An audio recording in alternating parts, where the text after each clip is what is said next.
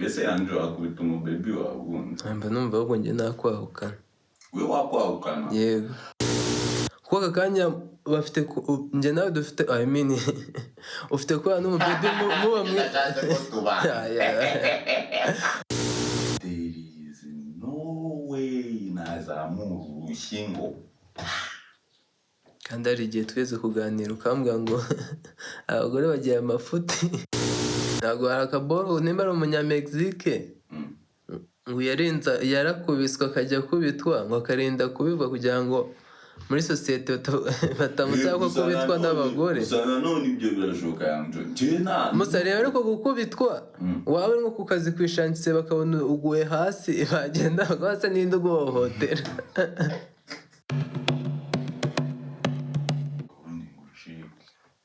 agatanga narwaye igikanu naryamiye ibumoso akaboro kagakonyesha umwana ngo sinareba hano mpindukira igikanu ntari kuko hano ntabwo ushobora kureba Okay, ngaho mbwira bullshit. Hello guys, welcome back to Isanzwe podcast. Tuzajya tuganira kuri topics zitandukanye twari babwiye. Uyu munsi noneho tubyutse twibaza kuri insida iri kubera Imageragere. Imageragere ari kubera iki?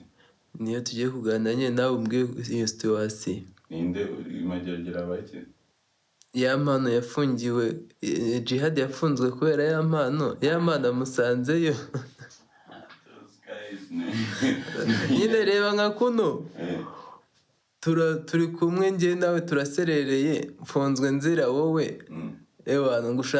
nyine reba uko akunda yagiye no kumurega agatanga ikirego nawe hashira nka 2 months 3 months ukahita uhansanga. Reba iyo insida nyine none ubu twaba tubanye gute?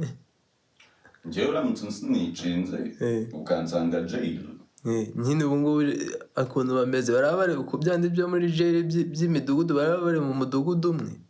Okay, njye ntabwo nzi wagwa ni Madrid ukuntu situation ziba ziraninga cyangwa abo ba gangster ariko njye uramutse nicinze ukansanga jail wamuseka. ubu ngubu Jihad niwe wasetse nawe gute? ni ya gangster y'inyamakuru ubu ngubu nawe ari kuvuga ati imipuri Nyarugenge irajagaraye. ubu ngubu niwe wishimye kuruta ya mpano. oya I don't think so. gusa njyewe uramutse uri gangster yanjye sibyo ntabwo nzi nimba bari abahomi cyangwa ntabwo bari abahomi. bari abahomi muri industry. rero mwasinicinga ku wundi baramufunga noneho n'undi nawe amusangayo. nabanza nkajya ndya ibiryo byawe. ibyo ntibyemewe muri jail nagiye mbona ibiryo biba biri expensive muri jail niyo boro ya mbere. nabanza nkajya ndya imirire yawe. gusa mwitamo babahomi mani. ubu bari kubiteramo joke ambwa ati si wowe nazize se ubu nawe ntuhansanze. noneho ikintu kirenze ya mpano nawe ari kuregwa n'ikirego kimwe nk'icyanuza nk'icya Jihad nawe mu byo aregwa harimo gukwirakwiza amashusho. yahaye umugore we akandi kavido ari kubenga ikindi cyana ariko yakoze iki? yaroshe yarinze singoherereje biki njyewe uri G yanjye uri kubyumva musi cyaha muri leta ukanyoherereza biki y'icyo cyana nshakaje amafoto gwino hano wibe iriya kashe uravuga ati wibye undi yibe miliyari iyo ari umuntu urenze 3 ubizi ute ko atayahaye undi ataretse akanyohereza. njyewe unyamutse unyoherereje ipiki nkayishe yaringu njyewe wabanje kunyohereza message usi none iyo message yongeye kuva kuri phone yawe ahubwo nkayibona ahandi hantu ni wowe waba wasakaje boro zawe. ahubwo ya mpano ararya myinshi wowe na Jihad. umva banza ubyumve fresh nimba ya mpano ninde yoherereje se ahubwo ya mpano ariwe bagize boherereje boro. we niwe basakaje boro we yashakaje izande. wowe uri kuvanga kesi izo kesi noneho ya mpano aregwa. ya mpano sara aregwa iki? Imana aregwa gukubita umugore no gukwirakwiza gute amashusho y'urukozasoni akandaraye inzara yo byemeye kuyakwirakwiza. gukwirakwiza gute kandi ari yarayuhirije message umuntu umwe ahubwo abandi bantu yageze bavuye ku uwo muntu ko ari we byakabaye. Arashinjwa no kunywa video. Ntiwabonye ka video ameze nka Lil Wayne nawe ahagaze mu muryango? Akaraka video nabonye na uzuminze se ayimba nisigara yarafite. Kandi amaraso abigaragaza. Amaraso baramupimye. Agapfa ariko ibibazo banayi ubibaze yakagwa basi akaba yagiyeyo ashinzwe indi body itari same thing. Same case niyo nawe ni nko kujya kurega ko wanyibye ikijumba nanjye naje ukahita ubona muje muri case imwe ati noneho bujade ko ati se wozize iki ati bimwe byakubayeho noneho ngiye nkukubye kabiri. Showbiz yacu nayo happy kabisa. Showbiz yacu abo basa ni kweli kuki bataba careful bro. Ubu se ninde bazaha myinshi hagati ya babiri? Jihad namini yampano niwe ufite case nyinshi. Kusubwo gukubita umubebe se Andrew akubita umubebe wabundi. Mba numva ahubwo njye nakwahukana. We wakwahukana? Yego.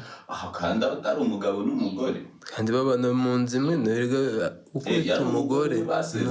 Hoya ni case yonyine y'amategeko ubundi banza yaramubyaje. Ese barabajama bakora ziriya staff zose ari abakope n'abakopini. Aho yaramugize umugore ubwo batarajya mu rukiko. Kuba umugore wawe se bisaba kujya gusaba iki ko bisaba kujya mu rukiko nyine iyo utarajya mu rukiko buri ko. Erega no mu rukiko baravuga ngo ibi byose ni imihango ubundi isezerano ni irya babiri ko mwarigirana. Yego. Ririya riba ngo just in case habaye ikibazo ariko ubundi isezerano nimwe mugira committed ku bana. Kuko nimwe hari amamuje nko kwereka abantu cyangwa nko gushyiramo uduclose ngo just in case mbyaye umwana agapfe iwabo batazaza gutwara boro ze niza ariko ubundi committed nimwe babiri muyo mwashakanye. Mbyaye umwana agapfa si wabo baza. Ndavuga nyine aka kanya ushakanye n'umugore. Ntimwasezeranye. Bafite ugipfa bafite kutabaza gusizinga ino property yawe. No gusezerana biba bitandukanye. Yego. Committed isezerano muba murifitanye ahubwo ni nka kwa kundi nyine dufite kwemera gukoranya indirimbo and then noneho tukahita dusinya contract irimo izindi clause. Ko tuzakomeza gukorana none izo ndirimbo. Iyi ndirimbo nzaryaho 30% ariko umushinga wo gukorana indirimbo we warangiye. Ku bana byarangiye ku izindi clause. Kuko aka kanya bafite nje nawe dufite ufite kubana n'umubebe muba mufite kubana mw'iyi nzu urumva ugipfa mutarasezeranye wanyu bakayimusoramo kandi nta ruvugiro yaba afite. Nibyo ndi kukubwira aho muba mukira mukope n'umukopine ntabwo muba mubana ahubwo contract ntabwo iba yuzuye. Okay, naho kujya mu rukiko no gusinya ko. Yego nababa boro basezera bati ibi muri gukora ni umuhango. Isezerano ni mu bwanyu mwaryaye mu mutima. Yego. Okay, none se ubu bagiye kuburanya by'amano bavuga ko yakubise umugore we cyangwa bavuga ko yakubise umukopine we.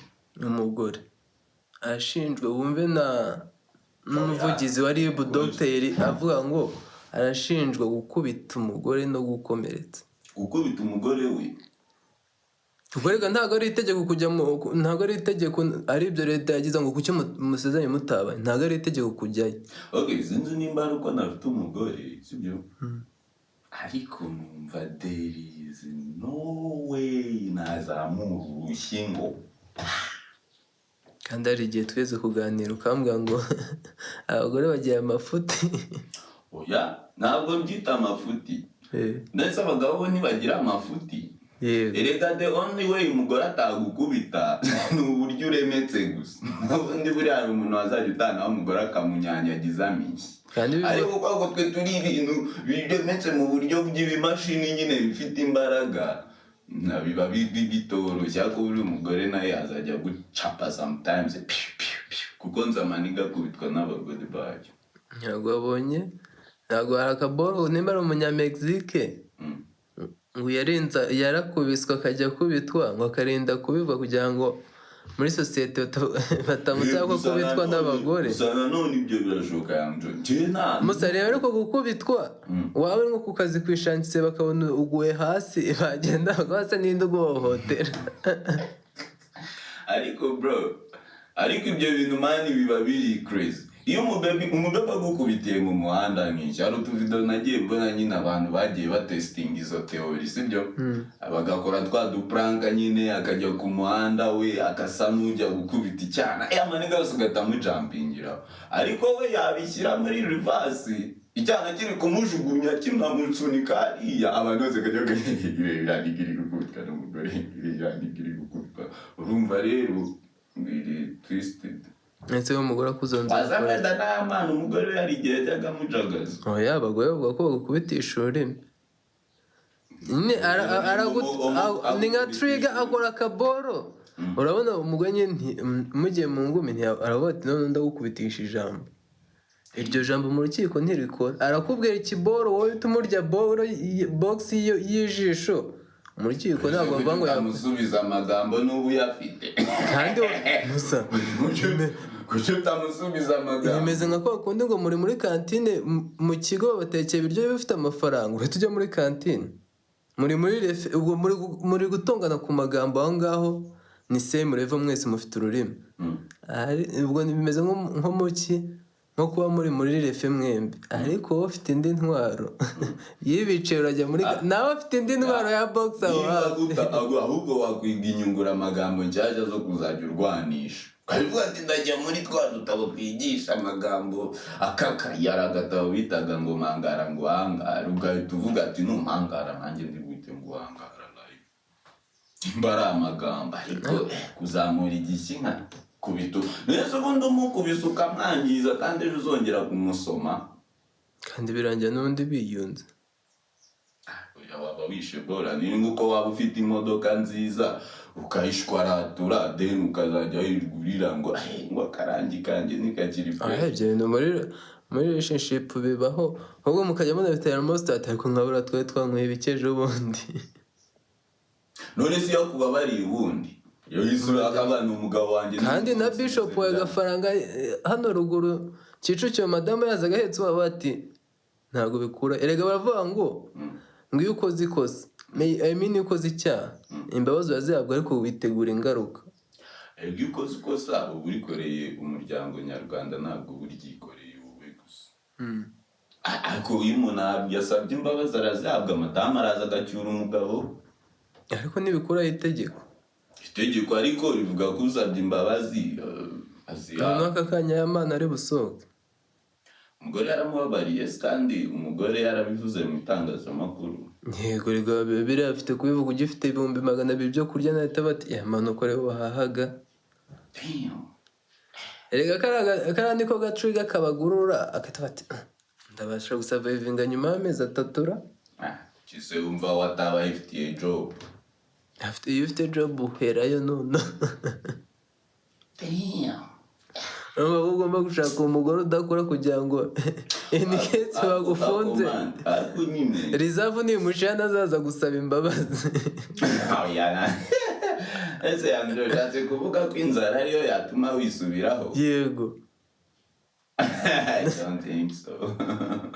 Ariko nyine bra abasheri bro, ntabwo ufite mani kuzamura urushyi ku musheri. There is million ways wakwitambikira ku mugani wawe ukabona ukanye mutunsi tubiri ni waburi ni ningira boro nzajya mubwira ati Musa ndaza no munsi kuryama kuri coach yawe. Gusa nanone kuri za boro nakubwiye ku mugani wawe nako umenya hari ijambo abasheri baba barabitse ahantu mu nguni ku buryo atahinga ngirike. Tube nk'urugero wamuciye inyuma, urumva wamuciye inyuma akatavuga ati sha icyo uzi nuko rwuzengurutsa ku ka Petero ko nabikoze rimwe ugiye kubigira incyuro ko warabikoze, cyangwa akatavuga ati no kubona kigimbye gutyo mu buriri n'amasegonda 5 ugahita ati nyagasa ko abavugisha ukuri sinzi impamvu uraza. Rego ukuri kuraryana niwe wambwiye ko ukuri kose batakuvuga. Ntekereza ko atari nk'iyo boro aba yambwiye, ko ari boro yamubwiye ikaze akuze ngo kugonga umuntu yaramugonze. akurikiye n'imodoka yabaye Wizomanizo na Sandra. Wizomanizo na Sandra byagenze muri Eugene wabonye ko webirwe Wizomanizo na Sandra Wizomanizo biriya bintu yabikorera ku butaka bwa Keji natwe twari kujya kumuvana home tukamujyanira Madrid urabona ukuntu yangije icyana cyacu none icyana cyacu umunsi ko icyo nicyo cyajya nko bati munde kure umugabo nibyo mubwara ahubwo izo ball nizo njya ntekereza yanjo ko ari iki amayobera matagatifu erega nta muntu wivanga mu by'abakopi n'abakopini buriya nanjye sinjya ngira inama umuntu uri mu rukundo reka ntabwo njya ngira inama abantu babiri umuntu ufite ikofi ye n'umuntu uri in love nambwa ngo ngiye kugura mo Kigali ndangaje bro garagazozi keza kabure nabonaga kakubereye kuva kera ntabwo kimusora nabonye igipurizo cyiza kandi nikiri kugura akajana ndashaka kugira ngo ugende uruguru uzane turuhagi ndetse ubwiye kuri gusesagura